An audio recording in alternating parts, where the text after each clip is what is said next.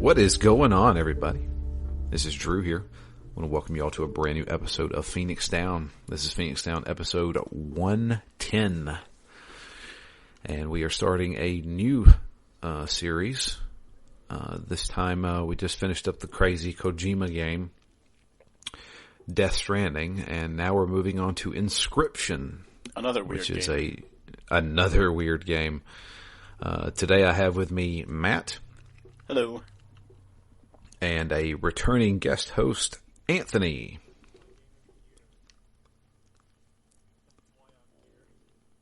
Anthony?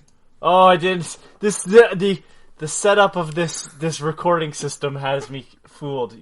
This was my game of the year, everybody. That's why I'm here. Yeah. And you've also beaten the game, yes. So you're going to play the role of Jay Lee. Oh God! All right. Of asking us questions. I'm going to and let trying you down to lead us in because I'm no the Jay. wrong directions. But yeah, so Inscryption is actually a relatively new game. Came out in 2021, October, I believe, of 2021, exclusively for the PC. Have they said if they're ever going to release this on consoles at all? No, but I don't know if it would work on consoles. Yeah. Yeah. Probably. It's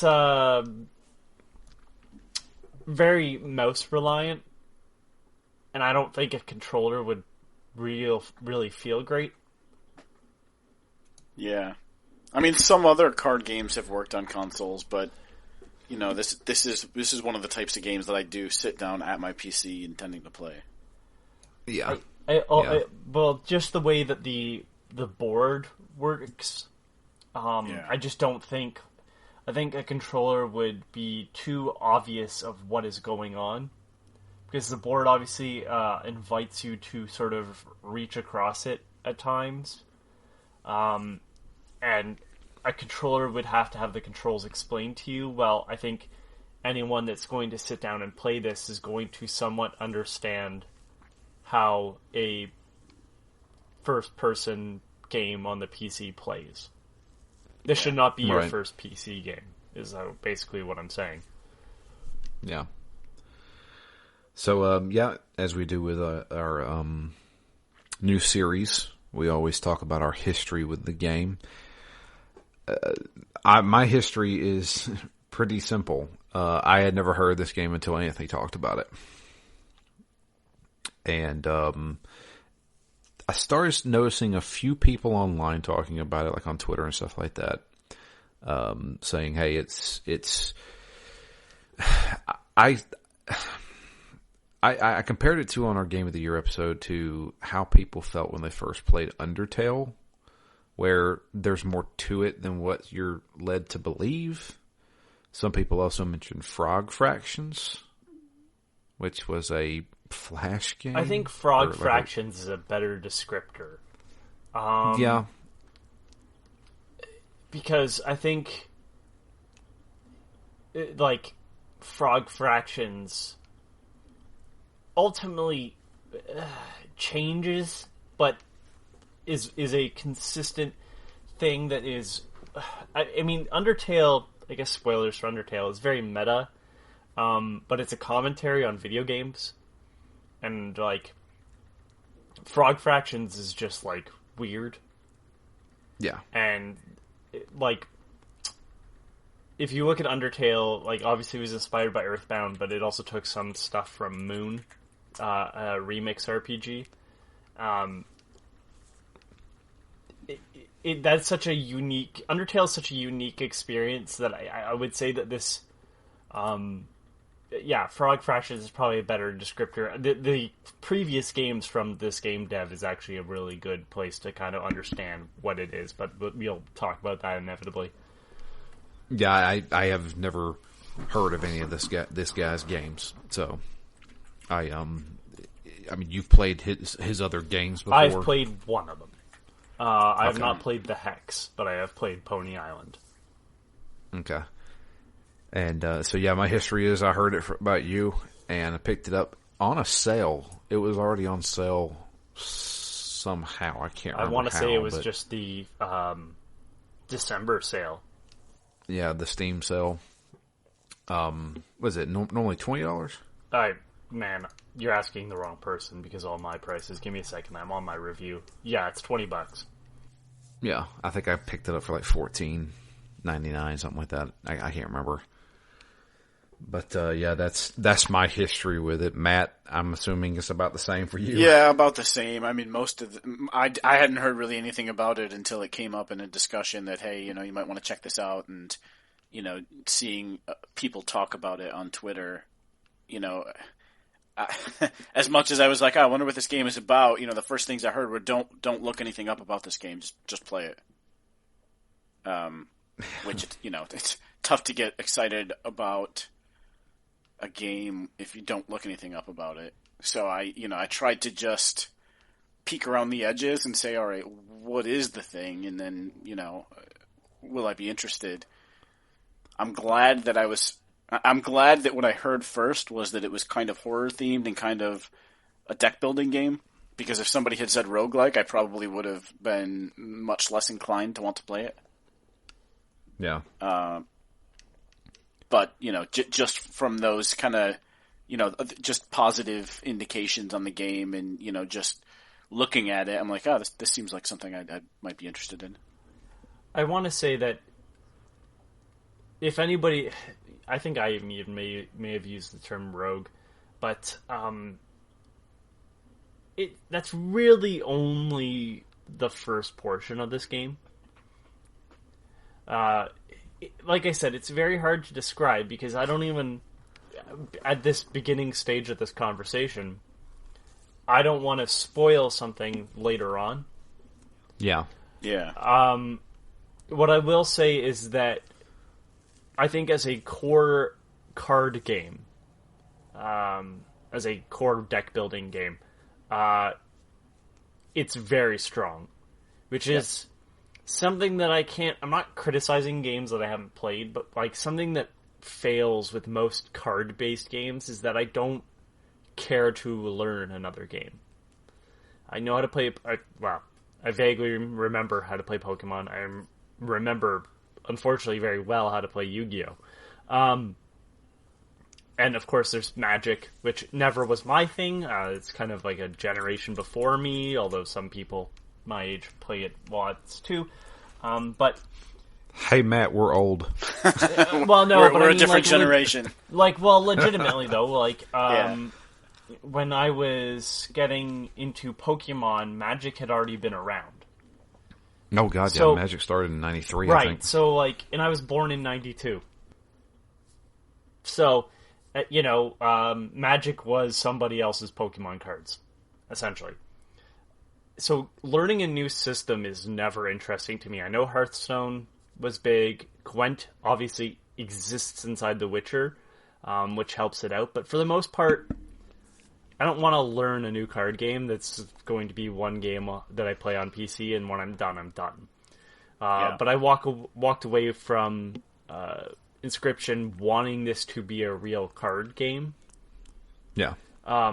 Because the mechanics were so simple, yet allowed so much freedom in how crazy it could get. And I'm going to assume that the way we processed through this first portion was very different. So, you say that, yeah. But I can almost tell you, I played it a totally different way. So, it's just the flexibility of using these very basic cards, and the way that it introduces you with essentially, just the animal cards is brilliant. Yeah. So that all right. Well, before we get into that discussion, Anthony, tell me about your history with this game, because I feel like you were excited for this game before it came out. So I like the concept. Somebody said escape room card game, and I was like, I like escape rooms. It looks pretty interesting visually. Fuck it, let's give it a shot. Now, there was another card game that still is not out called Card Shark that I've been waiting for from Devolver. And this one, I think we got a code for review. Ken asked me, and I said, yeah, you know what? I've been hearing good things. And at this point, maybe there was like 3 or 4 people that I saw sort of kind of talking about it online. And started it up. And I'm going to be honest with you, I think there was a short gap from the first time I played to next time. And then it was every day, just more and more.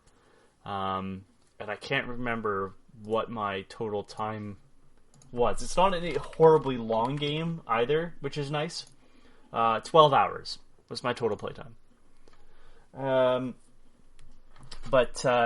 Yeah, it was just an addictive game, and I kind of had a back and forth with a friend who played it. I actually got someone else to play it, my friend Mark, who it made him super excited to see the past works of this creator, but I went into it not really realizing the connection to Pony Island. And I was talking to my friend, and I'm like, hey, what would you give this game? And he said an 8. And I'm like, well, I'm going to disagree with you. I think it's a 10. Because everything... So his thing was, like, I could see so much more. And I said, I absolutely can as well. But to me, the absence of those things doesn't take away value. Everything can be better. But if not having those aspects doesn't make it worse, I think it's perfect. And there's a few points where in this game where I'll, as we talk, that I'll be like, yeah, I wish this had kind of played out differently. Specifically in later conversations. But wanting it to be a real card game, I think, speaks more than anything that I was fully engaged with what this game had to offer. It's kind of mind-blowing that, like, unfortunately, I just cannot sell this game to people without going, I'm going to ruin it for you.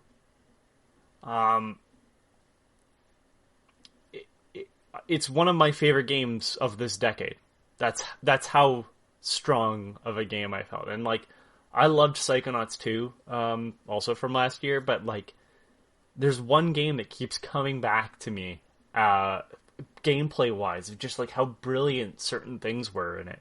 And that's Inscryption. So, yeah, I mean, I went in kind of blind, and I walked away kind of feeling like everybody else. Like, yeah, you can't really ruin this for other people. And luckily, I think most people haven't been ruined on this game. Obviously, Ken spoiled himself because he doesn't like card games, and I think he's horribly mistaken at how much enjoyment he'd get out of this, but that's whatever, that's Ken. I can't change his mind. So, yeah. I think for me, one of the things you said, it was what I really like is that they simplified the card aspect itself, because I'm kind of with you that, like, card games sometimes can be pretty complex. I still play a fair amount of Magic, and it's been going on for long enough that there are just unlimited mechanics, and games sometimes can go very, very long. I think it was probably a smart choice to find a way to have the rounds of this game last. I don't know what my average fight time in this game was, maybe 2 minutes. Yeah. So it's impressive to have games, individual card battles that can be that fast, but still feel like you have an impact on the outcome. Right? It doesn't just feel like it's predetermined. And I think that's important that they can do. You can have battles as quick as this. And I think the way that they've added some positionality to it. I mean, we haven't gotten to the game itself yet, but the fact that you've got basically 4 positions you can play characters in. It's a nice way again to kind of restrict it and force some resolution to each battle. And it just reminded me a little bit of Eye of Judgment, which was one of my favorite other console-based card games or digital card games. And that had a similar kind of positional effect where, there's only 9 squares, you only have to get 5 of them, and then you win. And this is, that you only have to deal, 5 damage? 6 damage? 5? And I think just that aspect of it, aside from anything else, aside from any story, any context, any themes, and the individual cards themselves, I just thought they did a really good job with the scope of each battle to keep it fast-paced and interesting. Yeah, absolutely. That's the biggest thing for me when playing this game was, to begin with, I was improving just as the player by, just playing what's in my hand.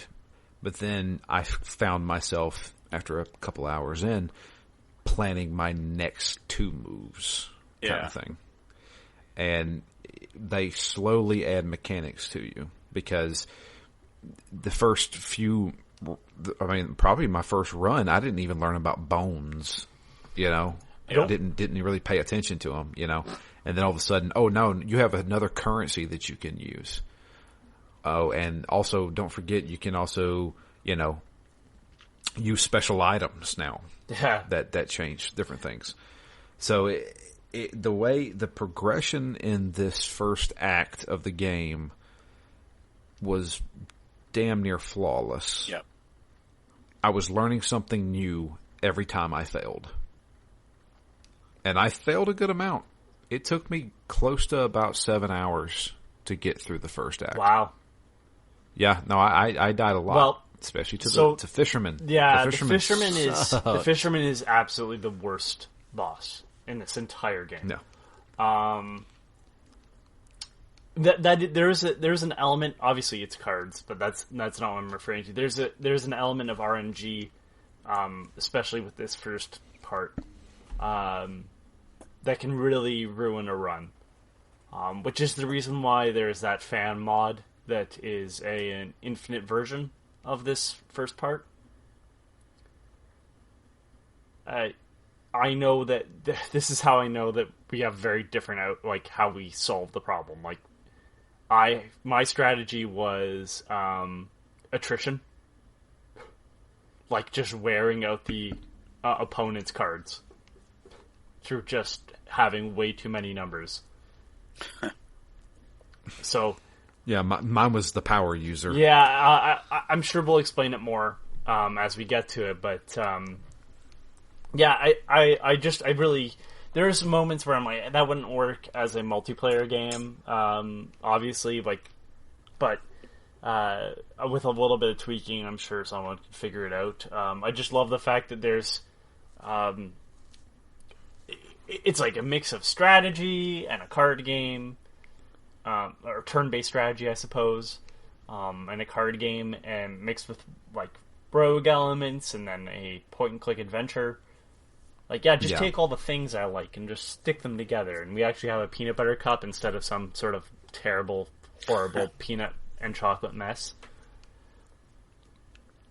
I feel like, I don't know if anybody else has played it. I got a lot of vibes from Slay the Spire. If anybody's played that. No, that's another one that I've been told is really good. In fact, this game feels a lot like Slay the Spire. The card game and the progression on the map, choosing where to go next, that kind of thing. Yeah. It definitely feels like that. It feels like Slay the Spire meets Magic the Gathering a little bit to me. That's kind of what it feels like, which is right up my alley. But here's the thing, is that while I absolutely adore the card game in this, anytime I stood up from that table, I had joy on my face. I was like, oh, I can't, what's new? What's new in this room? I can't wait to see. Before we move into this, maybe we should start with the story. Yeah, the very little story. So all right. Let me explain this as best as I can. When you first boot up this game, the first thing you hear is a person saying, all right, it's finally time to see what's on this thing. Almost like a commentary. And you come to the main menu, Inscryption, and it's got this ominous music. I have to say, the music in this fucking game is superb. Yeah, atmosphere. I was going to say. So good. Yeah. But, yeah. And so we start up Inscryption. First thing you noticed, first thing I said, okay, well, this is weird. You have new game, continue game, credits, or settings. Well, first thing I always do is go to the settings just to make sure I've got everything on, subtitles, all that kind of thing. And then I was like, okay, well, I'll start a new game. You can't start a new game. Every time you try to click on new game, you actually get like a fuzz screen for a second. So you can't start a new game. You're forced to continue game. So I was like, well, that's weird. So we're already getting into the mystery stuff. And so we continue a game. And it basically starts how every time you lose. Oh, you're back. Come sit at the table. You know, you're not even, you're already sitting at the table. You're talking to somebody across a table from you.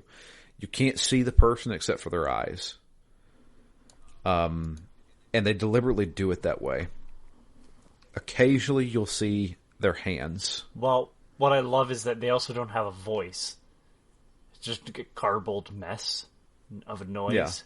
And when they talk, you can only see their eyes, but when they talk, their eyes turn into like spirals. Yeah. Yeah. That glow a different color. They look like the judge at the very end of Roger Rabbit. Yeah. I mean, no, but yes. But, yeah. So you got this guy who for the longest time I was calling him the Game Master. Because it's not... the guy across the table from you is playing by different rules than you are. In fact, it's almost like he's making up the rules as he goes. Which it kind of is, because it's teaching you how to play the game slowly. So I didn't say it was my opponent. I was more like, this is the Game Master, and I'm going through a D&D session almost, with card combat. And so, yeah, you start off learning about how to play this game. It's a card game. And talking about the mechanics of the game. So you have a deck that is already preloaded with certain cards. And you start out with 4 cards in your hand.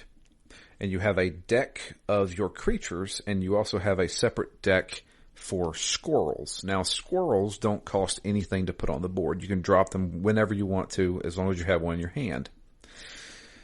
Squirrels are basically there as a sacrifice. So that's what you play your actual power cards. Squirrels, like in real life, are fodder. There you go. So you may have a card that requires 1 blood to play. So you can put down a squirrel, sacrifice it, you gain a blood that you can then pay to put down another card. And just like in real life, we measure blood in squirrels. How many squirrels worth? How many squirrels is this worth?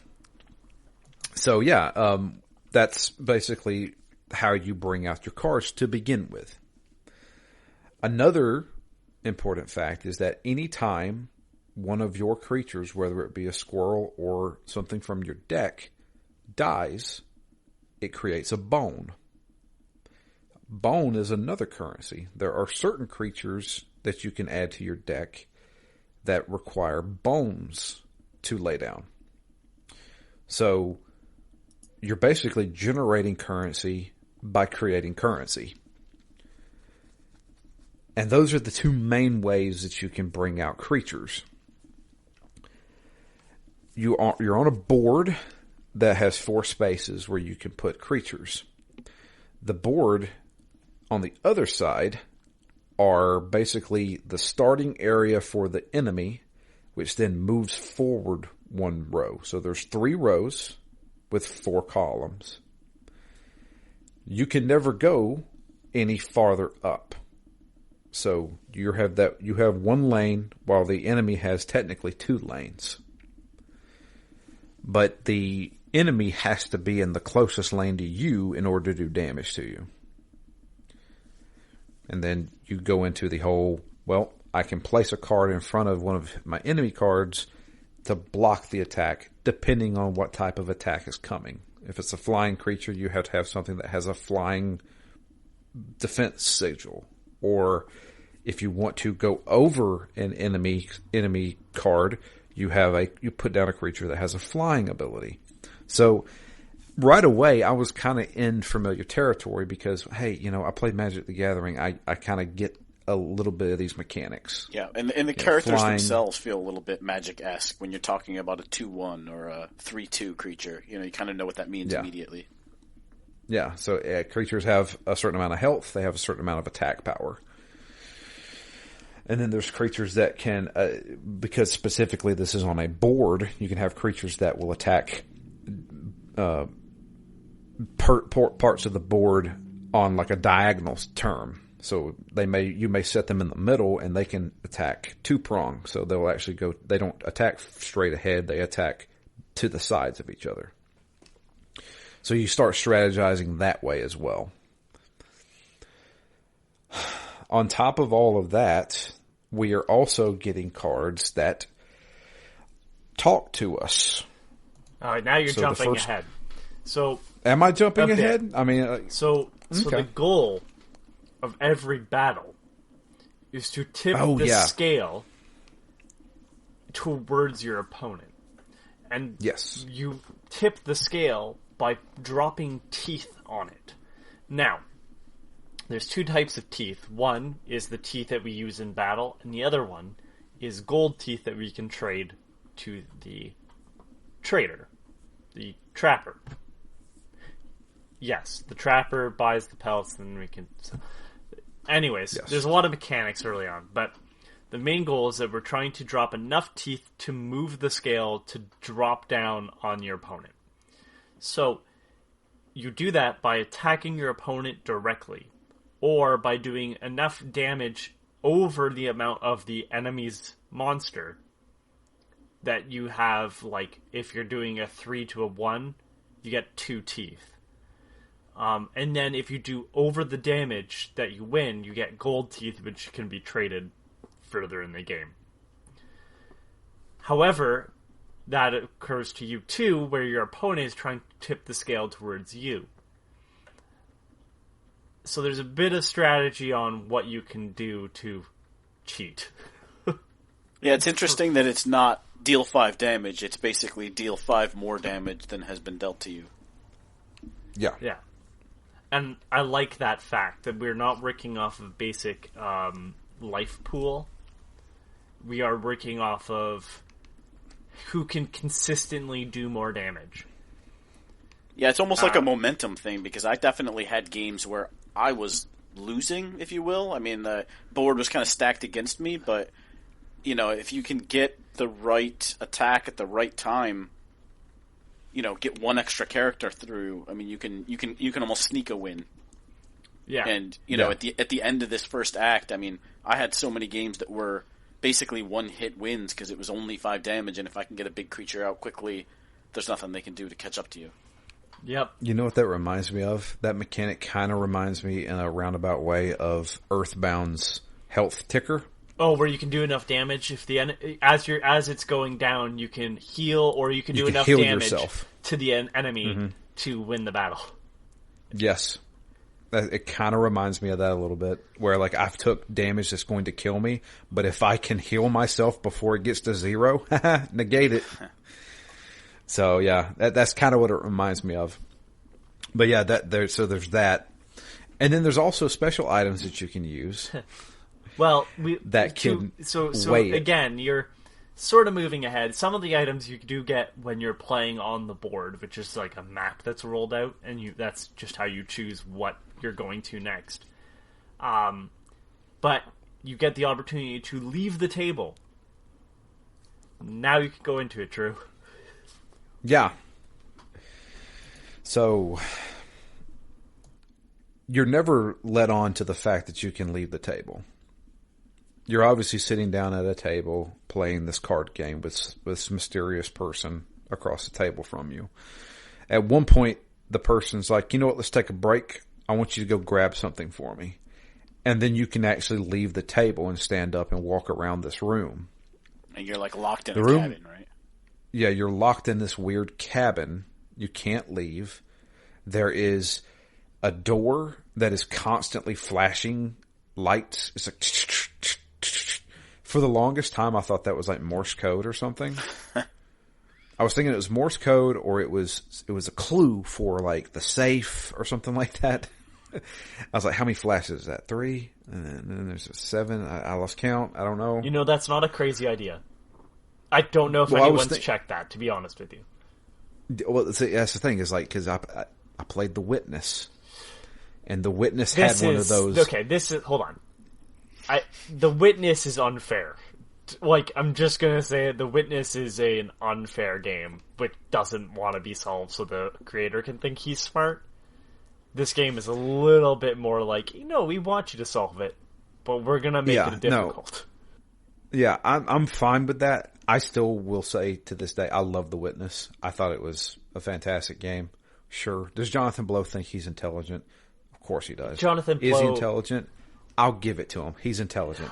Jonathan Blow... Whatever. Jonathan Blow, who couldn't put a warning, be like, hey, maybe you need your auditory senses and maybe not to be colorblind on his game. Yeah, real smart, bud. Yeah. Fuck off. I mean... I don't like him. I know. And I'm not the biggest fan of him, but I did like The Witness. I like Braid. I can still call him an asshole. Anyway. But yeah, you walk around this room, and there's multiple things that you can interact with. There's a safe.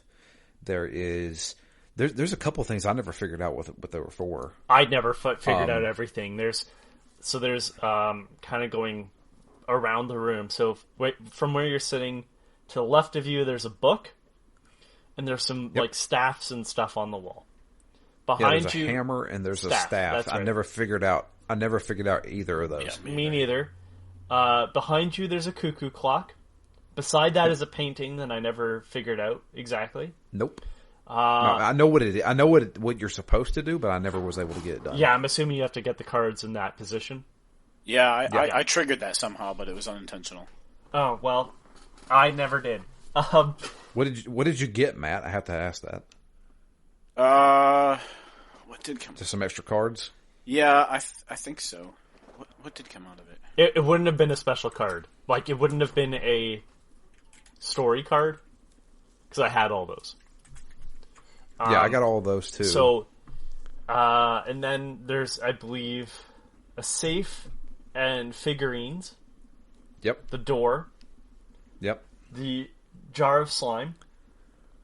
Okay, you don't get that till later. Oh, right. Okay, well, the jar of slime appears eventually. The sword. In the the dagger. Well, no, with there's the squirrel. there's the wolf mouth or whatever is in the wolf's mouth. I can't remember. I thought it was a sword. Huh? There's hold on. There's a wolf in a cage. Yeah, there's a wolf in a cage, but that's on the other side of the room. No, it's a squirrel holding a dagger. The squirrel and the you have to dagger. put- Yep, that one I remember. Give me a second.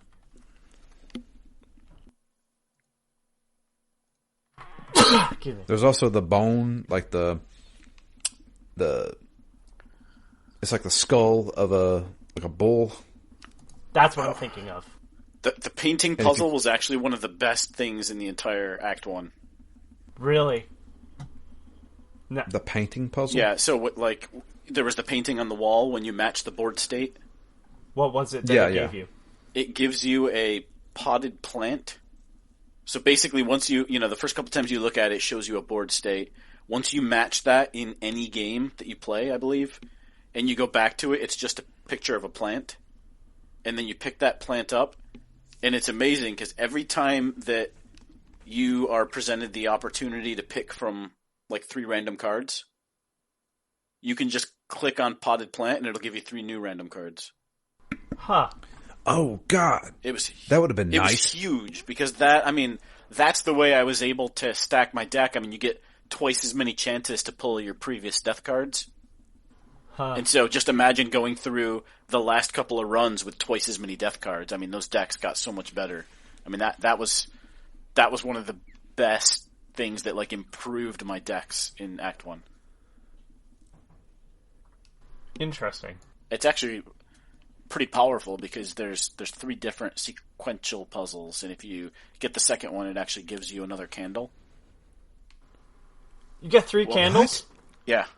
Oh, fuck, right. Oh, this is where I need this conversation to change. Because, yes, I never got any of the paintings. At all. I didn't either. I didn't get the staff, I didn't get the hammer. Moving on through the cabin, there was the cabinet. I got all of those. Yep. I did get all those. Did you brute force it? Yes. I did on one. The last one. I did on the first 3 until I realized what was going on. Then there's the... That's where the wolf in the cage is? Yes. There's left of it. There's the candle. Yep. There is the skull that you should visit every time you start up. Yep, free teeth. Yep. Free gold teeth. And then there's the globe, which I never did anything with either. I didn't either. Did you get the wisp card? Ooh, I didn't. The mist card? The wisp. No, didn't get the wisp. Okay, so I don't know how I triggered it exactly, but I put the candle out, the smoke rose, and I got the wisp smoke card, whatever. It's like I got the. It's a more. Yeah, I got the smoke. Okay, so it's a more powerful version of the wisp or whatever it's called. Yeah. I don't remember. No, I did get that. Don't remember what I did with the wolf in the cage though. If I did anything, that's what I mean. So this whole section, all these cards. I know what you do with the wolf in the cage. What do you do? So you eventually get a card that is the caged wolf. It has no attack damage, but it can. I think it has like 5 health. If you put it on the board and let it intentionally get attacked until it dies, it then turns into a wolf. Right. And then the wolf is then out of the cage. You can then, in the room, you can then grab the wolf and put it where the squirrel with the dagger is, and it finishes a puzzle there. Yeah, that's what unlocks the dagger. The dagger? Oh, then I did it. Yeah. I just don't remember doing it. Yeah. Okay. Yeah. Because you need the dagger. So this is a big portion of it. So there's all these escape room type puzzles, and I'm assuming everybody got like what is it called again? The muskrat. What is it again? The first talking card. The stoat. The stoat. Stoat. Thank you. Isn't that a weasel? Yeah. Yeah. Okay. I mean, it's part of the the same family as like Wolverines, I'm pretty sure, or whatever too. Okay. Yeah. And that's where we get our first friend. Quote, friend. Now, what did you think when you got that?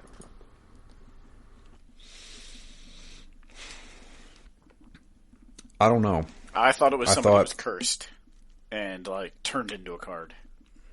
That's what I was thinking too, because obviously when you lose this game, when all of your candles go out, if you die, this man drags you into another room and takes a picture of you and turns you into a card.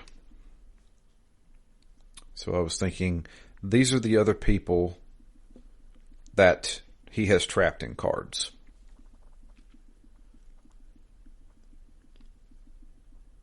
Yeah. Now,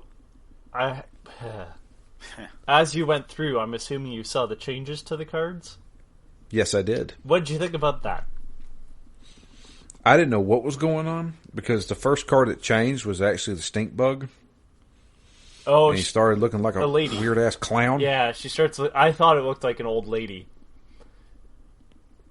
And then the stoat turns into what looks like a robot. Yep, and then the... was it One-Eyed Wolf? Yeah.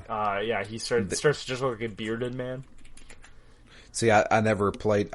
Once I got him, I never played enough to see him change. So, let's go through the bosses, because I think that's where we'll start to see our methods come out, because everything in the room... I feel like we're going to end up going through the items that we got in the room at the bosses. So, the one thing I do want to mention is the Jar of Goo. I randomly ran into that. It was one of the things that I could pick as an item. And the guy across the table deliberately said, it is useless. You don't really need to pick it. Yeah. When I heard that, I was like, well, I need to pick this. So I picked it, and then I tried to use it, and he's like, all right, I told you not to pick it. I'm putting it on the table. I'm putting it over here on the desk. All right. Well, next time I got up, I went and talked to him, and this dude's like, he's had me trapped in here forever. I'm like, okay. And he's trying to give me hints. Now, all of us, you've beat the game. Matt's played a little bit farther. I've played a little bit farther. I still don't know who that is. It's a character that shows up throughout the game. Okay. I don't know if I didn't solve something with him, but he shows up, or it shows up. I actually don't know whether or not what it is, but it shows up multiple times, and it's always kind of comedic. Anyway, so the bosses. Anthony, what you got? So, I plowed through most of these bosses, like the third and fourth time through. The hardest one is the Fisherman, bar none. But the Prospector's first. And I hate the Prospector's second phase. Because he takes all your cards and ruins them. Yeah. But that Pack Donkey or the Pack Mule, boy, I like wailing on that to get the special card. Yeah. Yeah, this is just a fight where it's like, how good can you bounce back after having all your cards removed? Yeah, and you kind of have to have the strategy of don't play 3 good cards if you know you're about to win, right? Hold them back and wait for round 2. Yeah, the Prospector's clearly a first boss. Well, I died to the first boss. Oh, I did too, but it's he's got better cards, and then he has that strategy of, I'm going to take away everything good that you've played. So it's like trying to win that first round with him. And he shows up later on, too, as a NPC. Or, sorry, you can run into him early. That's what you can run into him earlier in later runs. Then the next one is the Fisherman, which is by far the most annoying enemy. So here, but before we get into any more of the bosses, I feel we need to touch on the other characters in this game. Okay. Because there are places you can go. So we should mention we're playing combat in a board, on a board with cards. After each combat, when you win, you then choose on a map where to go. Sometimes it diverges to a different route. Sometimes it comes back in. And each place you go is like a new event. Yeah, there's a battle, or sometimes it's got a strong enemy, sometimes it's the campfire, sometimes it's a summoning circle. Or just free cards. Or just free cards. Or just free cards, yeah.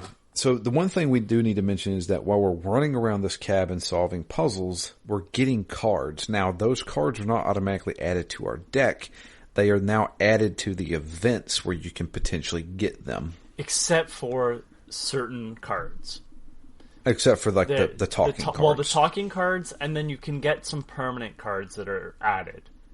I don't remember how, but there are certain cards that are guaranteed to be in your deck when you start. I think it's about 4 or 5 max that are added. That's including the 3 talking cards.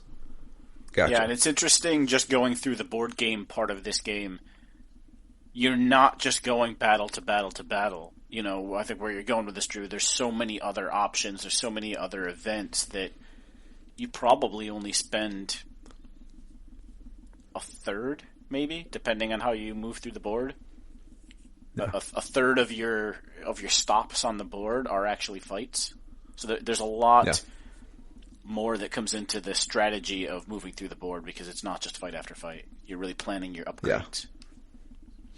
And so, yeah, you got the upgrades, like you go to the bonfire where there's a bunch of really hungry travelers who say, put one of your cards, one of your animals, next to the fire, and it will either increase their damage or their health. Well, you can do it multiple times, but each time you risk the chance of the guys at the fire taking your card and eating it. You're almost guaranteed for them to never take it the first time. Yeah, I never had them take it on the first time. Damn. And I always chickened out. The chances are there, but they'll never take it on the first time. But they'll ask you, "Oh, do you want to do it again?" And I think I've done it a couple times. They never took it, but like they will take it. On that second time. I settled into doing it twice every time. Like that. That was my default. And then if I had a worse character, I would often roll a third time. Because, I actually really like the bullfrog as a 1-2, and I feel like if I could get that up to a 3-2, then, it all of a sudden became like a power card. Yeah. And it was something that if I lost a frog, it's probably not going to make or break this run, really. I should also mention there's another mechanic in this game that is not prevalent in other games like this, like real world card games. In Magic the Gathering, when you put a creature with another creature, they both do damage to each other at the same time. Unless the card specifies otherwise. In this game, the other creature doesn't do damage. So if you're attacking and the enemy card blocks your card doesn't take damage. Yeah. And also in between rounds, combat rounds, your characters don't heal like they do in Magic the Gathering. So that's a mechanic that I think was really important, and it was something that for about the first 2 hours I was like, right, they don't swap damage. This card's still alive. I forgot about that, So I had to rewire my brain a little bit. You're also not limited to summons in a turn too. Like, oh yeah, you can just randomly throw out crap. Yeah, if you can sacrifice to put the card down, go ahead. It's your turn. You're limited to one draw, so it's either take a squirrel or take a an actual card. But other than that, like, it's a little more freeform with how you play. So there's a bit more strategy to what I'm gonna do in this turn to, change the tide in my favor. But yeah, which again I think helps the tempo of the rounds, because it can help you end a game in a couple of turns. Yeah. You're not waiting for mana to build up turn after turn after turn. Not waiting for that guy to do like 14 spell cards and then summon do a fusion monster from his deck and pull something out of his fucking graveyard because Lord Yu-Gi-Oh got so bad. Oh, the spell counters and the magic. Fucking stop it. Stop it with all the counters. Thanks to the mycologist, I had a couple of good fusion monsters in this game. Yeah, so one of the characters you can run into is a mycologist, which will take two of the same card and merge them together into one being. Which, again, is another reason that potted plant helped, because there was essentially tiers of what I want. What I want is a death card. If I don't get a death card, I've only got a couple of rares that I really want, and if I don't get one of those, I'm just going to take something that I can potentially match up for a better card. Huh. Yeah, see, I only got the combo once. Every time I ran into him, he was like, "Oh, you don't have duplicates. Here's a card for you." I did at least 5 or 6 times. What's interesting is as you're meeting these characters, because there's the trapper, the trader, and I want to say another character, but every time the game master is playing one of these characters, he puts on a wooden mask. Yeah. And the mycologist mask is like a conjoined twin.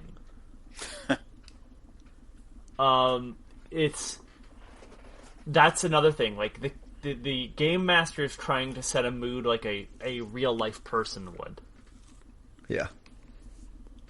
So in these events that you can go through, there's another one where you can put a character on the altar and you have to sacrifice a card. And it gives them the sigil. Yeah, sigil from the card that you sacrifice, the sigil from that one, which is like the ability that the card has, will move to the card you are sacrificing to.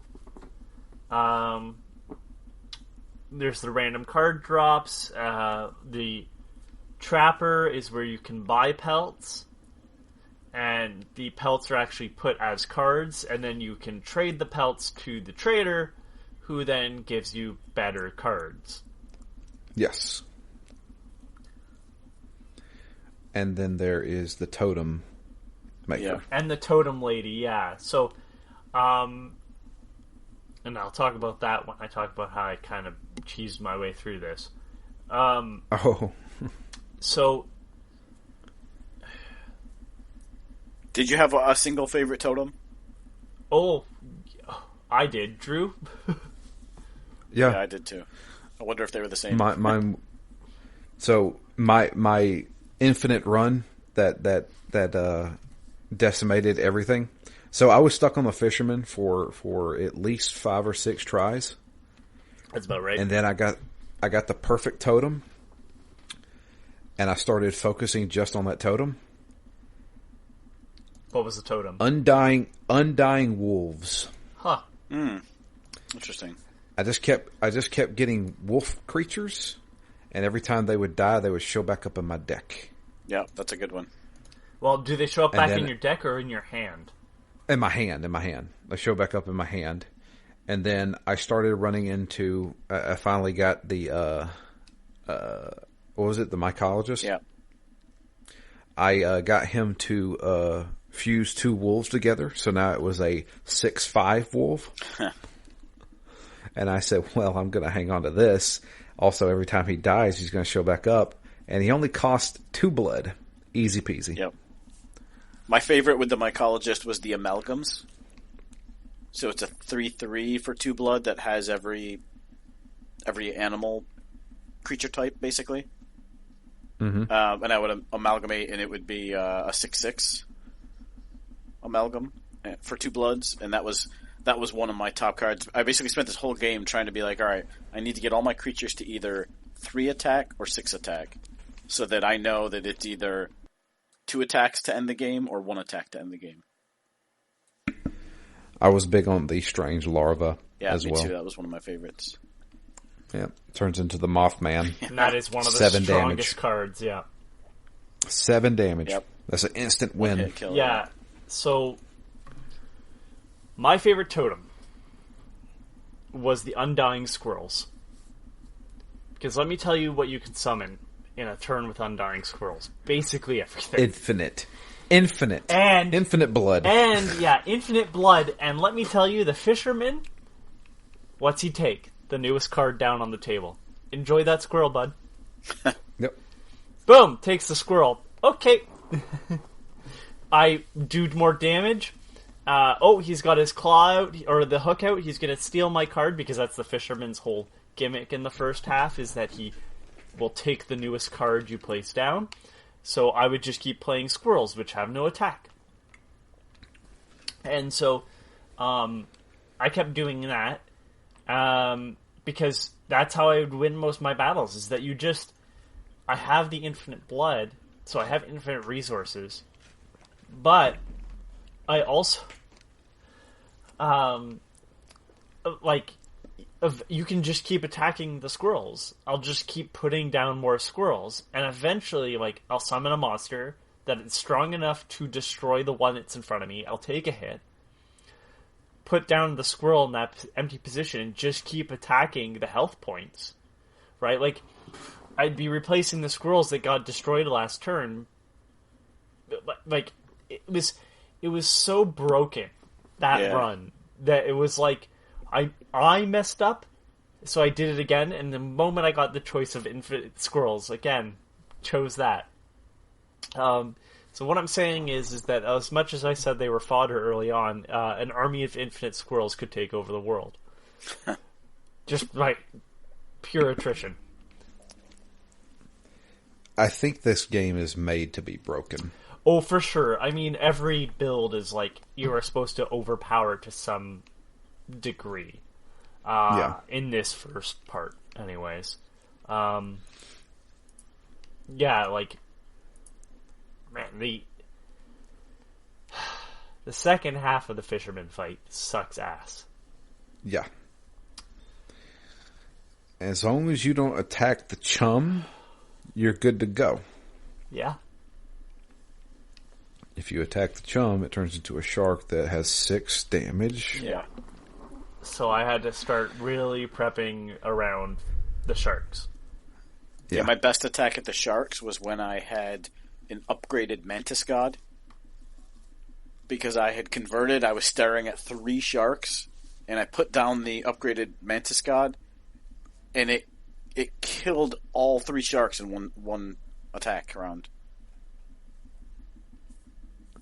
Yeah, the Mantis God was doing a lot of work for me, too. Yeah, triple attack. My best card was actually a death card, which I don't think we've actually talked about.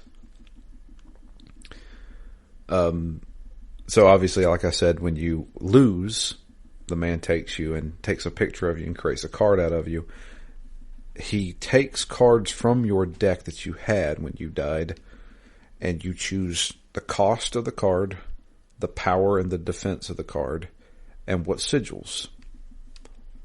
Well, if I had a really good run, I had the option of using some really great sigils and some pretty good attack power. And so I focused my perfect run on my death card that I got. His name was Asshole. And this card was 7 damage and 6 health, and it did 2-prong attacks. You couldn't stop it. And was the cost 0? The cost was 0. Those are my favorite. Yeah. And I did also put the Undying on it. My God. It's fun when you get those in your opening hand. It's just it's one turn win. Yep. And literally, after I when I finally beat the Fisherman, I didn't lose again until I beat this. So, I want to say it was the Prospector, but one of the boss battles I had to reach across the table for the first time. Now, I'd already done the squirrels, where I got like a squirrel in a jar, because sometimes you can get cards that way. But I reached across, and I grabbed the pair of pliers. And in one of my favorite moments in video games, the character I'm playing as ripped out their own tooth and dropped it on the scale. Yeah. Now, I saw that coming. Did it bother you? Because it bothered me. Not particularly. I was like, yeah, this is going to happen. Now, I kind of figured. Did you expect that with the knife? I didn't know what to expect with the knife. I thought the knife was going to be used to, I can sacrifice my own blood to summon things. That would have been a good idea. Yeah. But no. Instead, what you do is you rip out one of your eyes and put it on the scale. And then you get when you win the battle, you get a choice of new eye. Yeah. Which one am I going to take? The normal one, the weird one, or maybe the one that's glowing magically? Yep. I took the magic glowy one as well. And then you can see the things written on the clock. Yep. You can see things written everywhere. Yeah, that's true. Yeah. But the clock is the most important. So here's the thing. Did you guys die enough times to where when you restarted you saw a different scene? Ooh, you're gonna have to be more specific. You're in a white room and there is what looks like a tree or a bush painting a picture. Oh, wow. No, I did not. Yeah. Do you know what that is? I died a ton, though. So did I. I think everybody does, but Drew spent 7 hours. It took me over 8 to get through this. What? Okay. Because I basically, I got an hour or 2 into this game, and then I was just like, I don't need to rush through this right now. I'm just going to keep playing, and I'm just going to slowly, play until I learn what all the symbols are, and, I just kind of got into the zone where I'm like, I'm just going to play game after game after game, sitting down for like 3 hours and just playing. I'm like, I'm not even necessarily trying to progress. I'll just see what happens. I'm not even criticizing. I figured Drew would have had the biggest playtime because both of you are over half of my playtime on the first part. Yeah, right. You have to understand though, Matt has a superpower, and his superpower is he puts double time into every game we do for Phoenix Down. Well, but the only reason why I say that is I'm surprised that you would have seen that scene because I did not, Drew, but I know what you were looking at. Yeah, so it's Do basically you know what like you were looking at? It was a hint. It was a hint. Oh, so when it starts out, you're in a white room and you're slowly gravitating toward the picture. There is what looks like a bush or a tree painting a picture. The picture is of the cabin, somewhere in the cabin, and it's giving you a hint of go here or do this. It was one of the hints I got was how to solve one of the little puzzles that opened up the cabinets. And I was like, okay. And during that scene, the first time I saw it, the guy that we're going to talk about in a little while said, "What the heck is this?" And then I was like, "What?" Okay. And I was like, all right, well, that's kind of weird, but it's giving me a hint. Okay, cool. But yeah, I don't know where I was going with that. But you died enough time. You suck at this game. Oh, sorry. Kidding. No. So trust me, I was banging my head against the wall. It's interesting though. We all had like different. I mean, both of yours were. I'm going to power my way through this to some extent. Although Matt's was like, I'm going to build the cards, and Drew's was, I'm going to lose so bad that I'm going to stack a card so powerful in my favor. I'm going to crush him next time, which is something I was trying for a while. I just couldn't get it to work in my favor. Now, did you see the trapper and the traitor being one? No. That moment, I went, holy shit, when he took the mask off and flipped it upside down and put it on. Yeah. I was like, fuck, this game is so smart. Like, oh my god. Yeah, I didn't see that coming. In fact, when I ran into the trapper and saw that it was going to be the third boss fight, I was like, I feel betrayed. Right. A little bit. I was like, what? I have to fight the trapper? He's my friend. And it's also the traitor? I'm like, what? So that was actually really cool. Yeah. And I have to say, so far in this game, the music during that boss fight is amazing. Because so I have to say, the boss fight music in this game revolves around their aspects. So when you're playing the Prospector, the music plays to the clanging of a miner hitting ore, right? And the board actually changes slightly too to like look more like a rocky plain almost. Yeah. Yeah.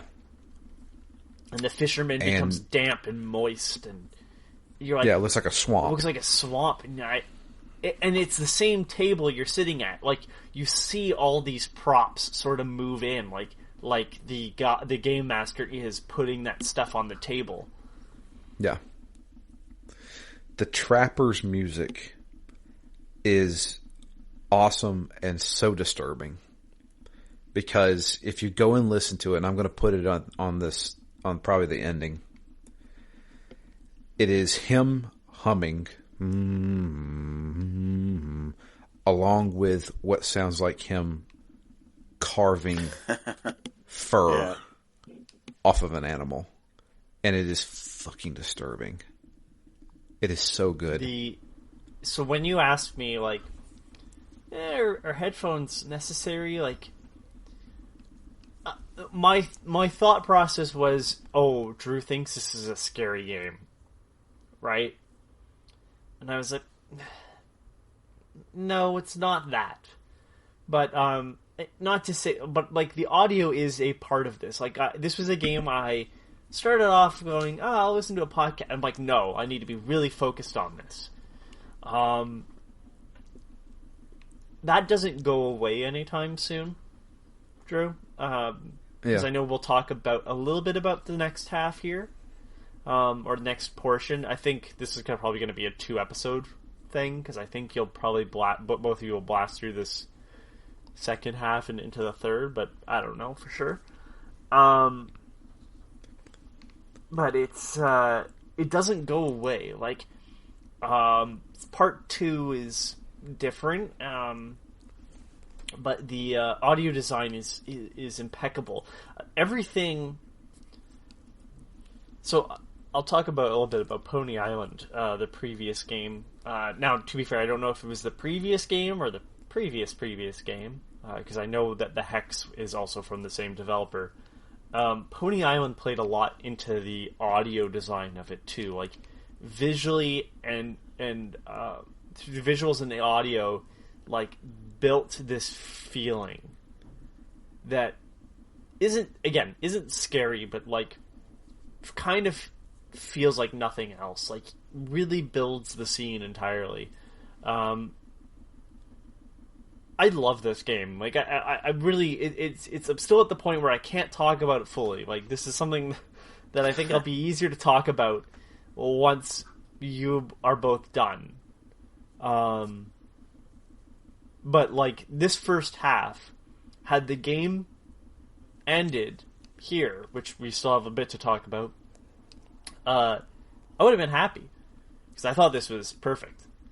A short little, I think I probably took about 6 hours to finish this first part, 5 or 6, but that's a short little experience. It was really good. I didn't finish everything in the cabin, so there's reason to play over. And oh, there's a big boss fight still,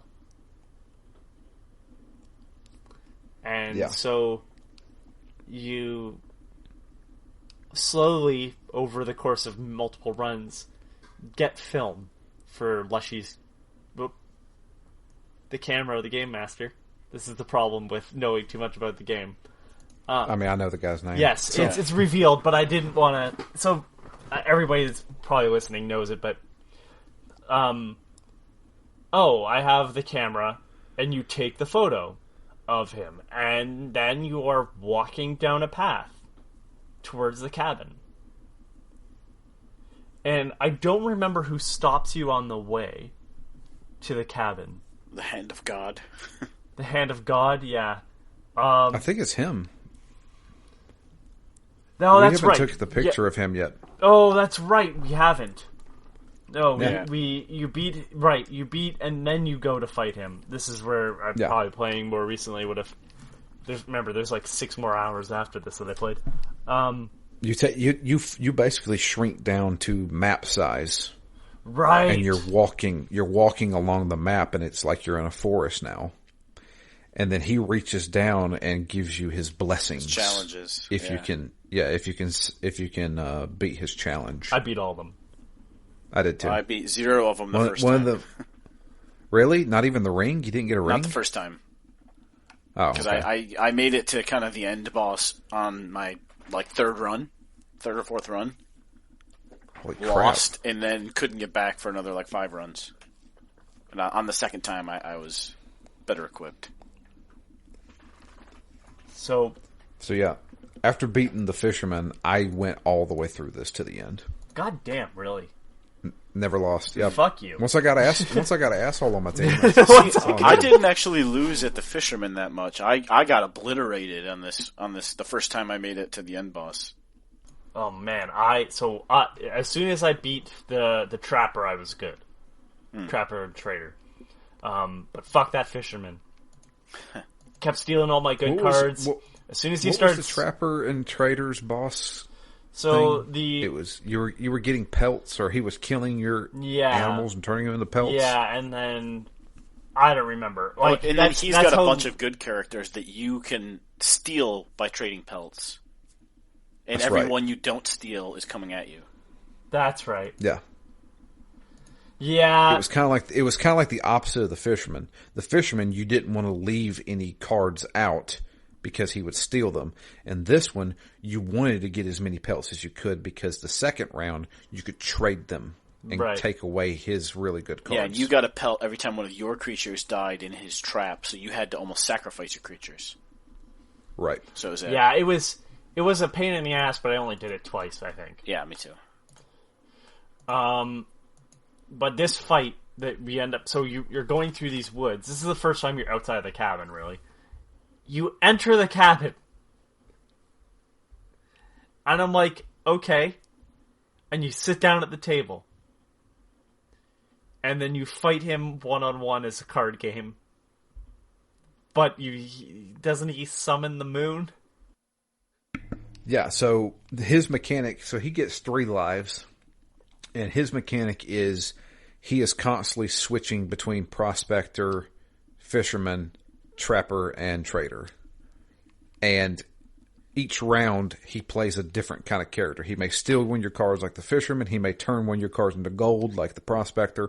Or he may pull one of your characters and turn it into a pelt. So you have to beat him 3 times. I crushed him. I crushed him with my squirrel army. I did too. And then he summons the moon. Oh, sure. At that point, I went, alright, this is fucking off the rails and I'm in. Like, yeah. You know? And the moon takes up the whole board. Yeah. And you just wail at it. Yeah. And it has like 60 health or 40 health. It had an absurd amount of health because, I mean, everything else is a single digit.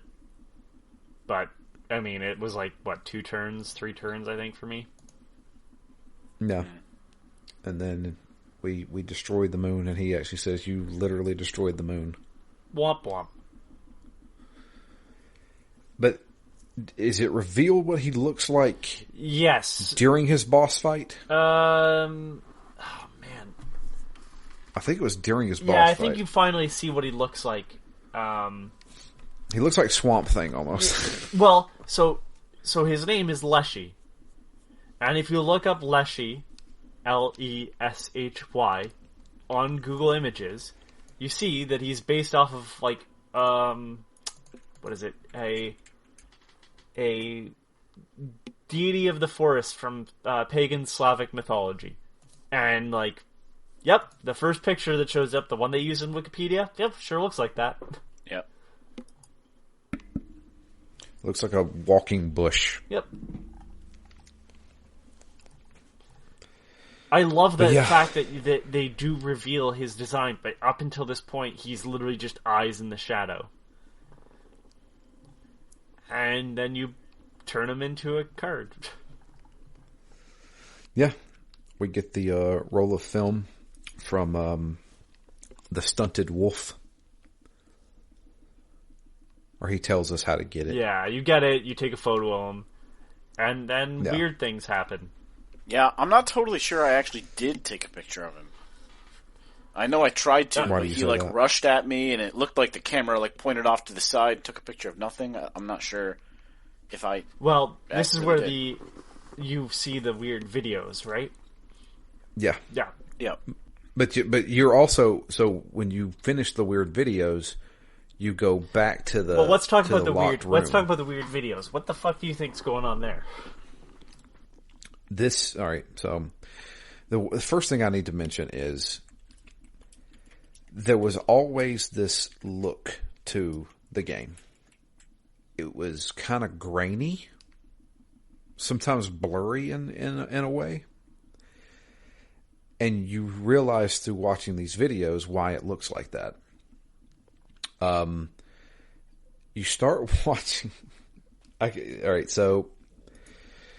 The first video is what looks like a YouTuber who is one of those YouTubers who is into card games, and they like to open Pokemon packs on camera to see if they got like the rare Charizard or whatever. Nondescript card game fan. Yeah. Yeah. And with a green screen behind him. With a green screen behind him, yeah. And he said that he had picked up some booster packs at a yard sale, I think. Yeah. Or a flea market or something like that, of a old game from the 90s called Inscryption. And he's like, most of you guys probably don't know what Inscryption is. And he's opening them, and he realizes one of the booster packs has been opened already and resealed. And when he opens it, he finds a card that has coordinates on it, latitude and longitude. I'm in. I've done this before, and I would definitely do it again. And he's like, okay, this is actually really close to where I am. Did either of you put in those coordinates? No. It's like in the water off the coast of BC. I'm like, alright, yeah, I mean, he could live near there, but that's still a far fucking swim. I mean, I'm sure he didn't put that much thought into it.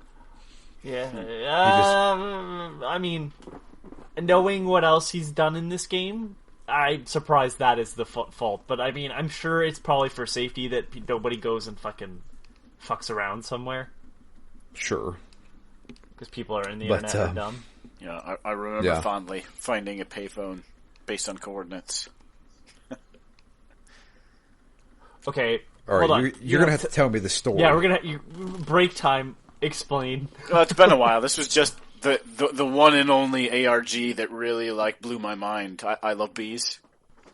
Oh, yeah, Halo. Yeah, for Halo 2. I definitely was doing that. I was following along with it every day. And went to a payphone to make a call based on coordinates that were delivered.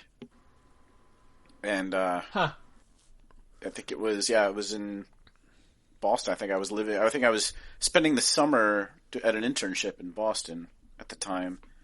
And it was just some weird parking lot. I remember there was 2 other people that showed up and were like, I don't really know what's here. What are these coordinates? Like, oh, there's a payphone over there. Let's go. And then I think there was a call to the payphone at a certain time. So the whole thing blew my mind. I'm like, I can't believe we're out here on a treasure hunt.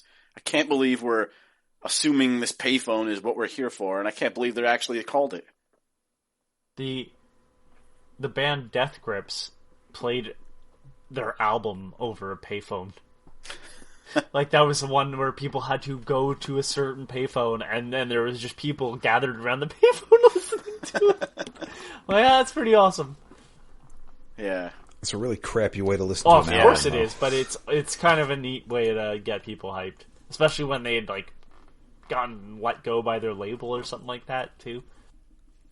And then I guess the next closest to this is just the summer I spent geocaching. Which was kind of fun. Find anything interesting? No, not really. Just the rush of actually finding the little whatever happens to be an Altoids tin or an old ammo container or whatever it is. So you didn't find a suitcase with a dead body in it? Did not. That's not geocaching. I know what you're talking about, Drew. I know. I was going to get Anthony riled up. That's oh my god, I can't remember what that... It's the app. It's a website. Yeah, it was the app that you would, give you a random set of coordinates, and people were like, well, it's pointing me in evil directions, except that those kids didn't discover the body, they faked it. Yeah. They saw that somebody had discovered, bodies in, a suitcase, and then went and faked them finding it. Weird flex, yes, I know. But okay. So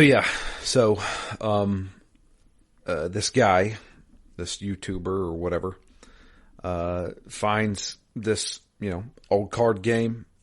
One of the cards has coordinates on it that's been wrote on by hand. So he decides to go out into the woods to where those coordinates are, and he starts digging. And he's recording himself doing this. This is all guerrilla camera Blair work. Witch style, yeah. Blair Witch style. And sure enough, he finds a box that is buried in the woods. It's not very deep. I did notice that. Yep. I kind of feel like the rain would have destroyed it, but not important. Yeah. Yeah, just a thing for anybody trying to make a story out of this. Floppy disks couldn't last a summer inside. It sure is fucking staying outdoors and having all the data on there. Yeah. Don't use floppy disks in your story. It doesn't work. Well, they had to make it old.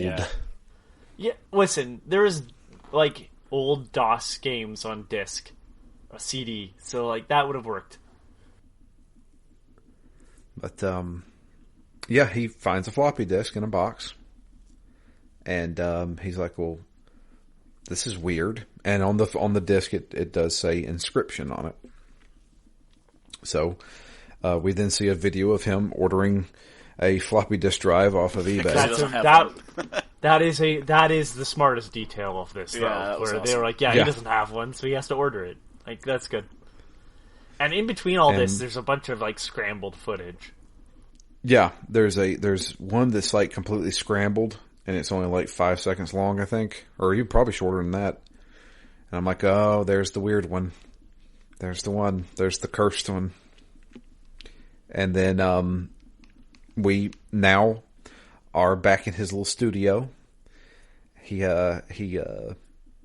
is filming his computer monitor.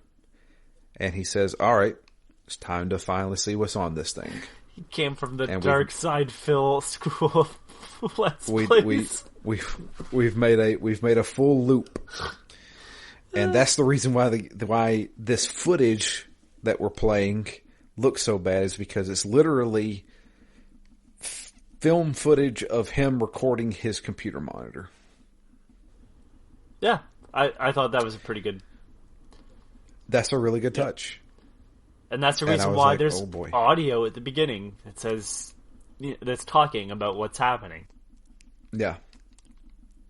Because there was a few times there was commentary, when you beat Leshy, when you beat the moon, you hear him say, "Oh, I think I beat it," and I was like, "Okay." So, I'm assuming we're playing as this guy. I think you're in a weird story version. I think you are playing his playing, but you're not really playing as him. Right. Weird way of putting it, but I don't know, that's not second person, that's not first person, that's just parallel universe. Yeah, exactly. Yeah. But after watching all of those videos, we can then, so this is all on a little menu where we can click on the video and watch it. We can also fast forward it, and I was like, is there a message in here if I fast forward it and play it faster? Or if I play it slower or something like that. And I was like, nah, I don't think so. In total, there's 8 videos, maybe 10 minutes of video? Yeah, that's about at the right, most. Yeah, at the most. Because there's a couple that are 2.5 minutes long or so. That are too long, yeah. For, not having really anything in there other than, trying to set mood, and you're just like, yeah, I've watched YouTubers, I'm good. I was pretty happy with this section, though. I was like, all right, this... It feels, nice and B-movie to me. We already had the horror cabin feel, and now we've got a bunch of things that I like. It was one of those where I'm like, man, this is almost too accurate. For a mediocre YouTube star, I'm like, yeah, this is some generic crap, alright? This is what it feels like to watch someone open Pokemon cards. The question is that an actor, or is that actually the developer? That is an actor, from my understanding. Okay. Yeah. All right. Because if I remember looking up the developer, he don't look like that. Okay. All right. Now, to be fair, it could be some big ploy where that is the developer, and the pictures he's been using online are lies. Gotcha. Which should bring me to my next thought, that Jay Lee is actually just using a generic picture of an Asian man. It isn't actually Asian. There! I've said it on a podcast now. Well, he can speak Korean very fluently because I've heard him before, so. Uh-huh. That's how he gets you to believe his lies. Yeah. But, yeah, so we can go back, and when we go back, we're back in the video game, and we're in what we realize is the other room that we could never get into in the cabin. Yeah, it's the one with the flashing lights. The one that you... Well, no, because the flashing lights come from outside, right? From the front door? From outside. You're in the room. Yes. I thought so. But, buddy, listen. I stared at that door for a long time trying to figure out what the hell the flashing lights meant. The flashing lights are coming from the new game button that's floating there. No, fuck, you're right. Hold on. Mm-hmm. So, and also, Matt, to say that you said you didn't know if you took a picture of him, there's a picture on the wall of him. I just could have sworn at this point I had done something wrong because I couldn't figure out how to get out of the room. Right. For a good few minutes. And I was like, alright, well, I must have missed. What do I do? Yeah, I sent Anthony a DM saying, I think I'm stuck. And then I was like, should I just go back should I quit the game? And he's like, yeah.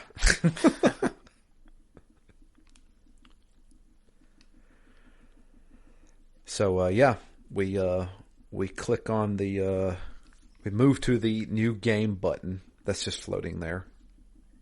And when we click on it, the room goes almost dark. You can just see the light from the main room. Yeah. And you're like, okay. And that's when I was like, all right, well, you have to hit escape and then go back to the main menu. Also, did you notice the pile of clothes? Yes. I'm assuming that's all the other people that died before you. Yep. And, go back to the main menu, and now there is a new game button there. So, it's time to load up a new game. And that's where I technically stopped. I feel like that's where we should stop. Yeah. And we can talk about the second and third parts of this game on the next recording. How much longer do you think we have, Anthony? So, it's hard to gauge since we took so long. No, it's hard to gauge without kind of explaining what's going to happen. So I guess just spoiler for next episode. The next bit is 8-bit. Or fake 8-bit. It's actually not 8-bit, but it looks like an old DOS PC game. It's all pixelated, and it's basically an old PC version of an all 2D version of the game you just played.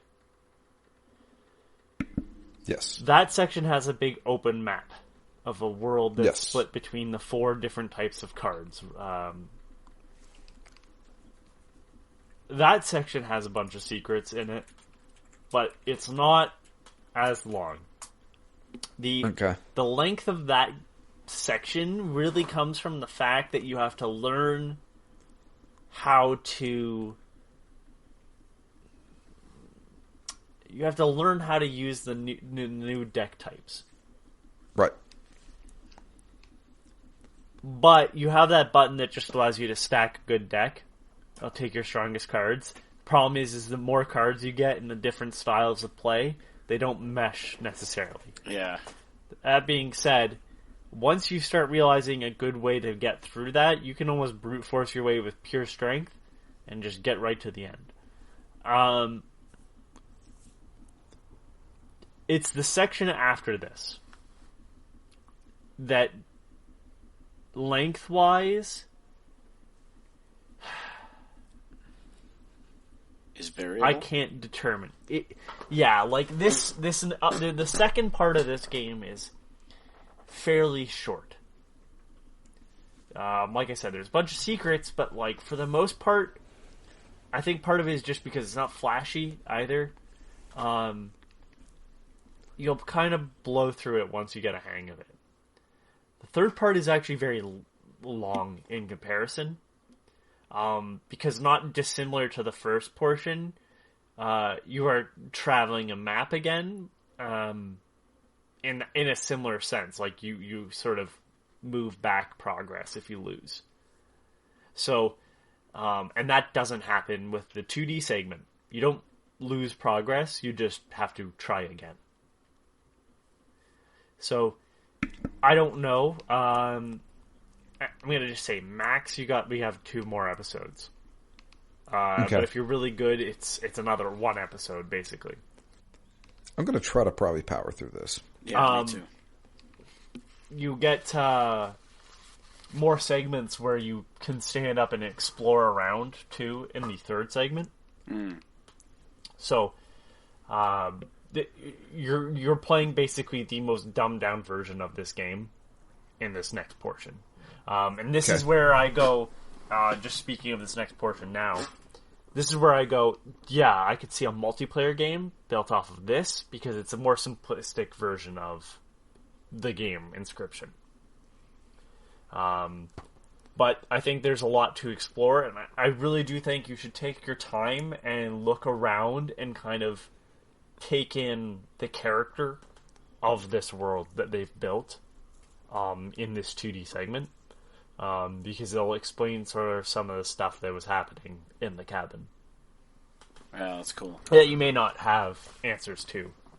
I'm really interested to see what that 3rd section looks like, because as soon as we got to this 2nd section, without really knowing anything more of the story or anything that's happening, it gave me a little bit of a Matt Hazard vibe, and feeling kind of like the evolution of games, because I'm like, all right, we started a new game, so this is before what we did in the cabin, and everything looks more pixelated and kind of lower res. So just trying to look at the progression from that to the cabin to, I assume, whatever comes after the cabin.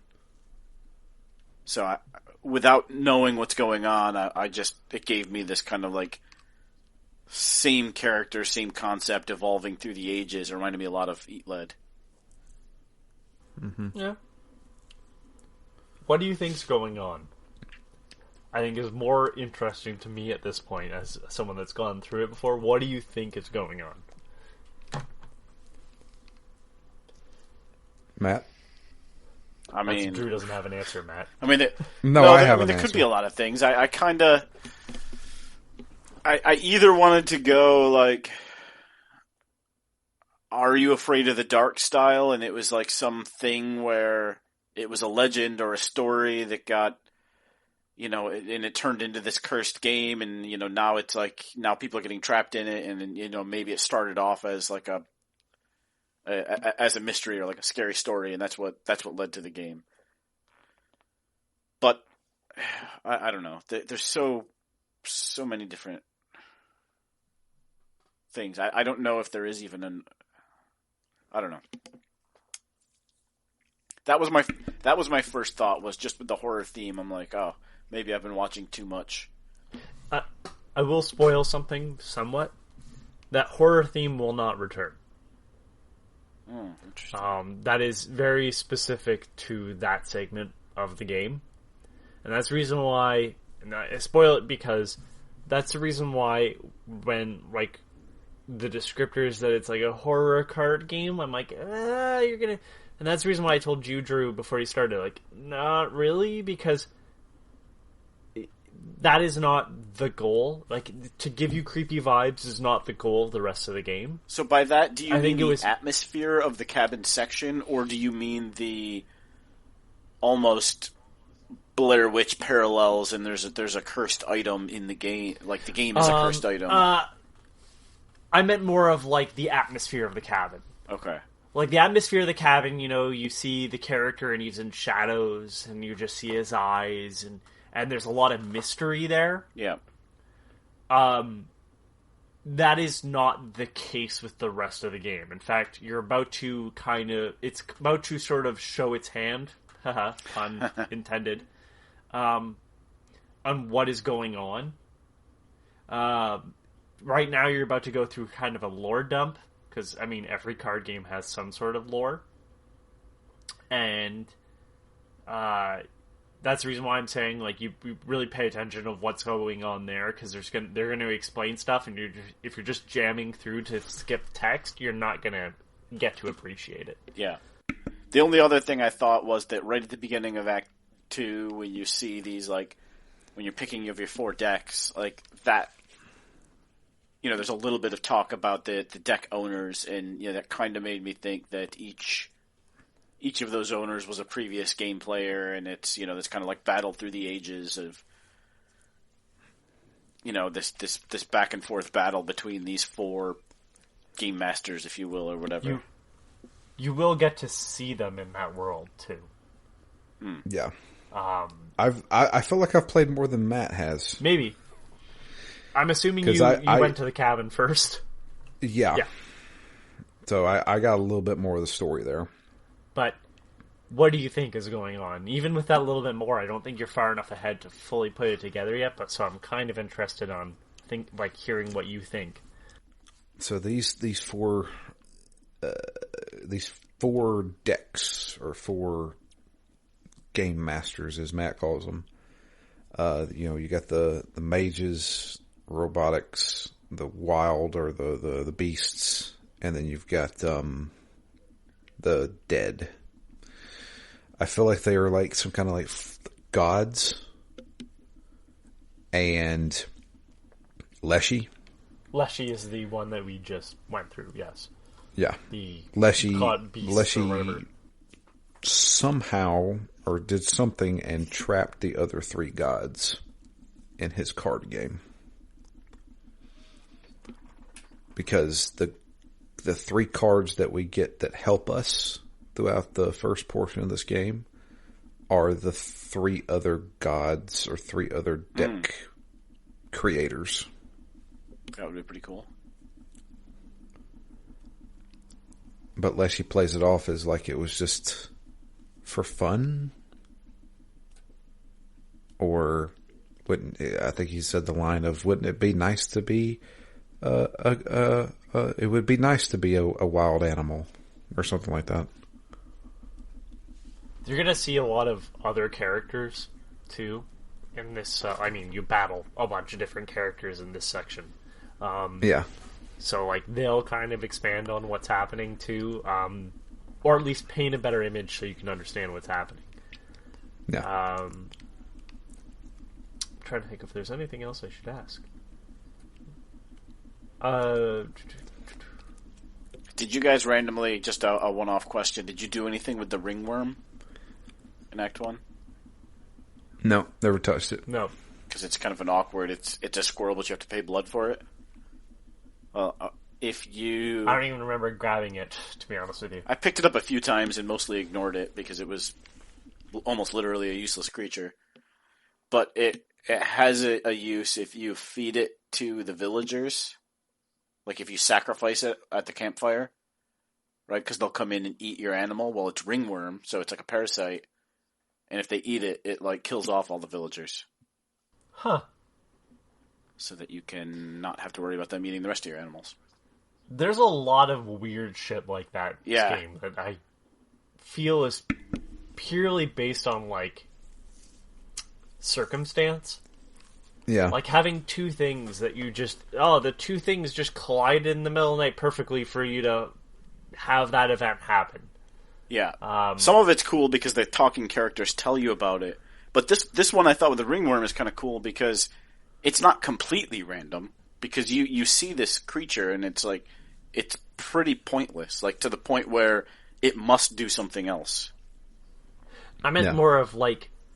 So you got the ringworm creature, and then you also had the event happen where you got to you're not guaranteed to visit a fire, right? Yeah. Like even with choices, sometimes the fire is not there for you. Like that's the reason why I'm like, there's a lot of stuff like that in this game that just continues to happen where you're like, oh man, if I had that there, that does a thing.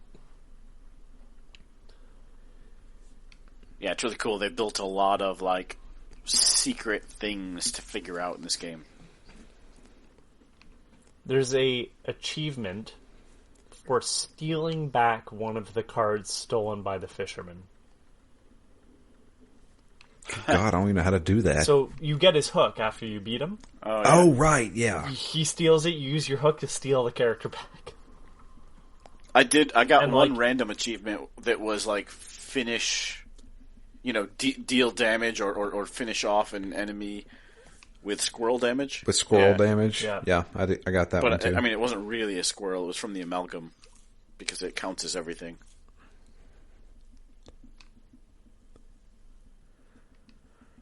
Yeah, So we've... Oh, go ahead. I like, again, this game is just like, I love it, and I want to talk about it, but I also can't spoil it, and I'm just driving me up the fucking wall right now. Honestly, if there's any section where you're like, I kind of want to do everything and use a walkthrough, the only section that I'd be like, yeah, you won't spoil everything for yourself, is if you use this walkthrough in this 2D segment. Because there's some stuff that's hard to find, and it'll lock off stuff in the third part if you don't get it in the second part. That being said, it's hard to miss.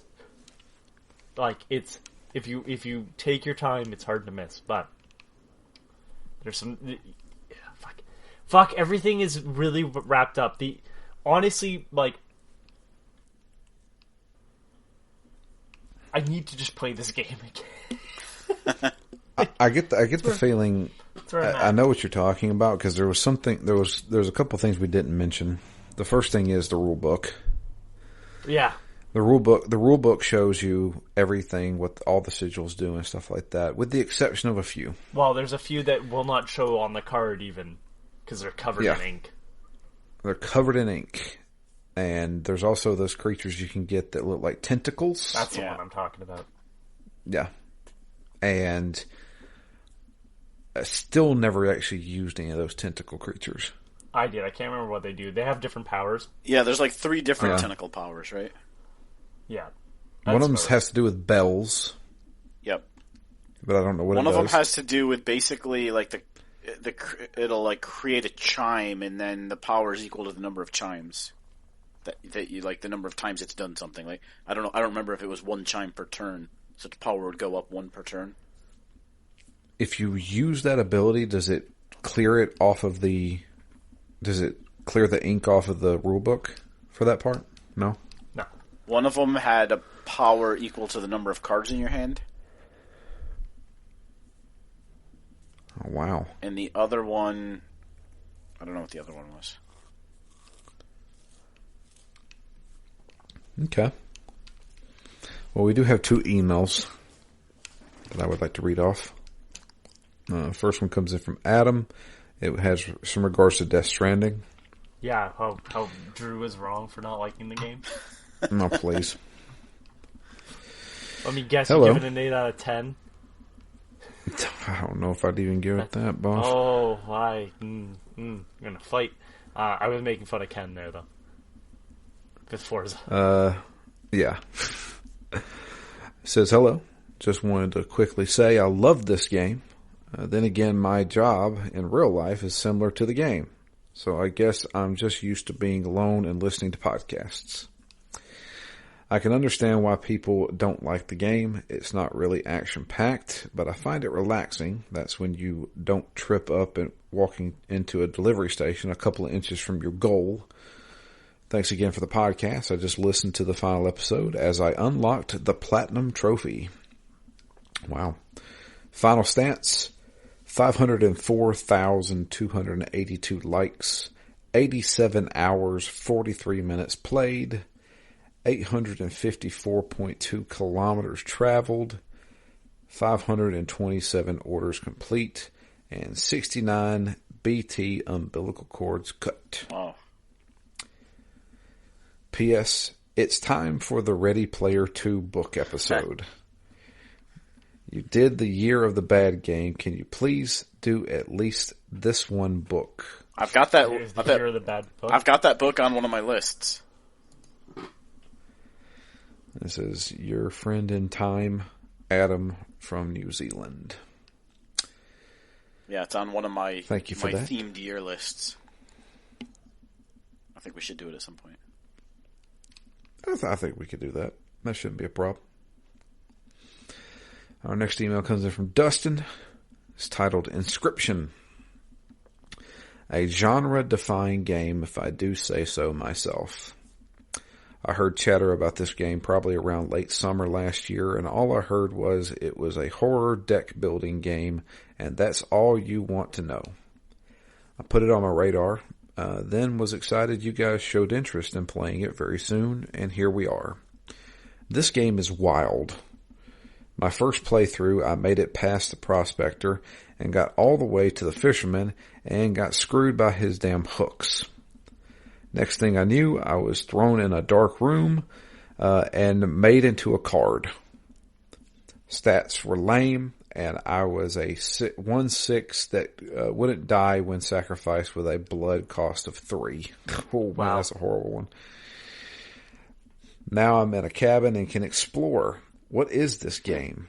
I found the code to the safe easy, then proceeded to solve a few other puzzles and got some cards.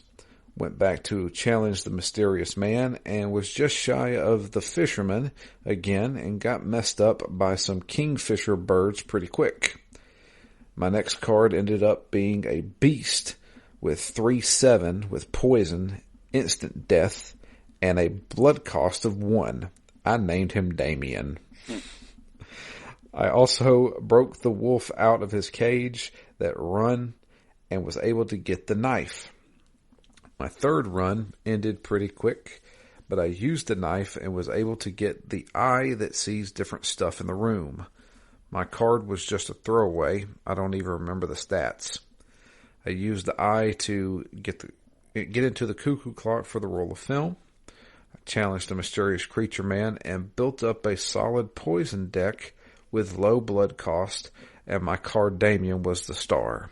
We blew through the first 2 bosses, then went to uncharted territory. I managed to get by the trapper with some well-timed items, ended up beating Swamp Monster Man easy, and the moon didn't pose a challenge at all with poison cards. We steal Fish Face's camera and take a picture of him and find the new game button and head into Act 2. I gotta make this email short, but I'll write a longer one for part 2. So reading this poses a question. What happens if you beat Leshy without getting the roll of film? I'm going to take a wild guess and say that there's probably a failsafe that will beat the shit out of you. You think so? Yeah.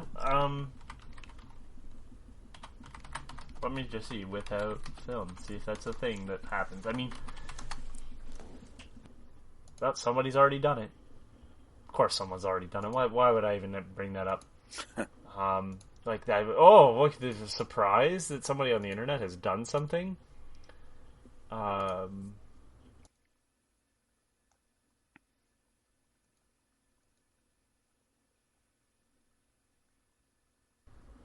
Oh, he he makes you into a card still, but he gives you it's got a ribbon on it. It says number 1. Oh, okay. You are a winner, over. And then he takes your photo. Click, you're a card. That's great. Well, there you go. Well, I appreciate both those emails. Thank you very much. But yeah, I want to know what happens in this game. I can't wait. I love this. Like where this goes. Like again, had it just stopped there and been like the weird, creepy like card game in a cabin, I would have been like, that's a solid 9. You know, like I enjoyed myself, especially with the addition now of like an infinite mode. I'm like, that was good. It's nice and short. And then I started up the second half and went, what the fuck? Are you goddamn kidding me that there's a new 2D segment? And then, like, where it goes from here, man, made me very happy.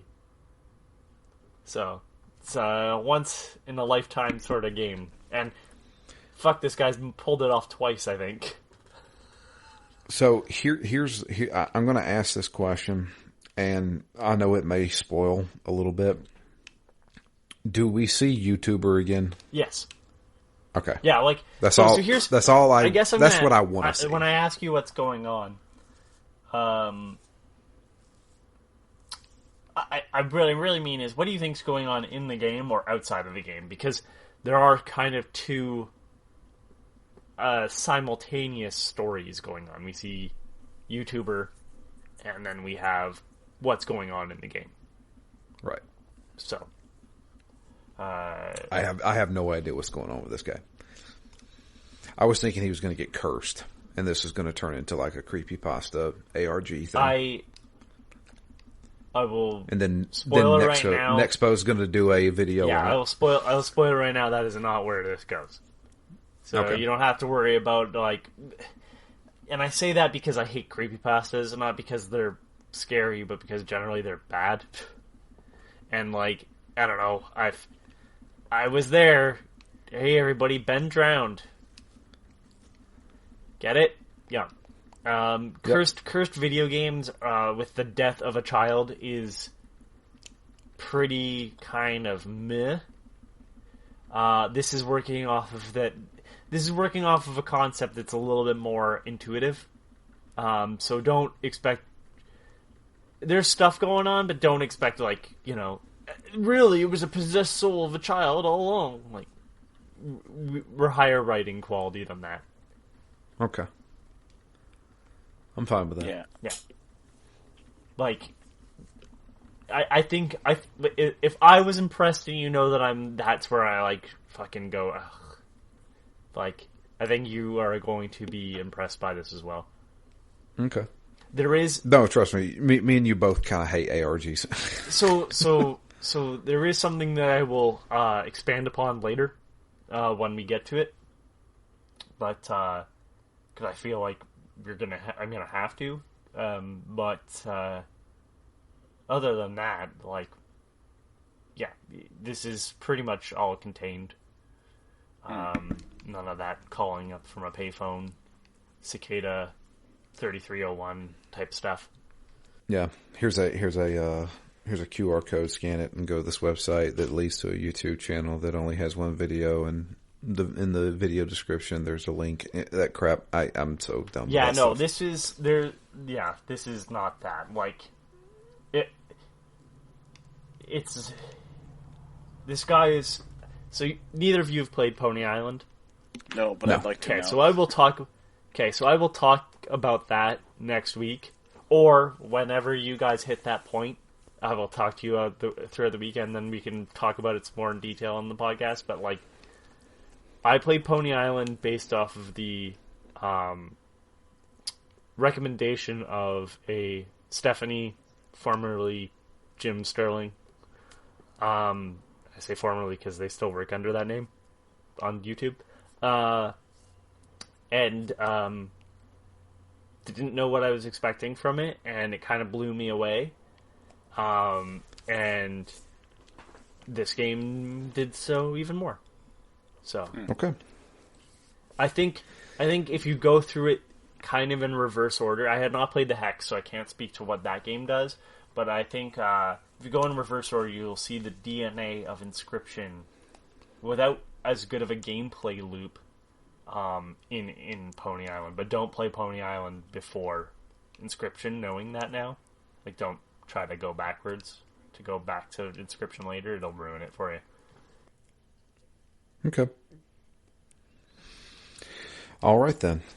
Well, if you would like to send us an email, it is drew@ztgd.com. That email has been fixed, I promise. Sure. And if you would like to tweet to us, I am at DML Fury. Matt is at REMGS, and Anthony is at Complacent Robot. I promise I'll be less coy and, like, having to toe the line next week when I'll just go into full spoiler mode. Stop being coy head. Well, it's annoying because this is one of my favorite games I've ever reviewed, and I can't talk about it. Well, hopefully we get the That's reveal okay. all next week. Yeah, I mean, like I said, I think you only have, at most, like, 2 more podcasts out of this. Knowing how... I'm gonna try to beat it, so we'll see. Alright. But yeah, that's going to be it for us. I do appreciate everybody listening. And you guys have a really good week. And if you are playing along with us, please send us an email. We'd love to hear your thoughts on this. But until next time, I am Drew. And I'm Matt. I'm stuck at home. And we are out of here. You guys have a great week, and we'll be back with more Inscryption.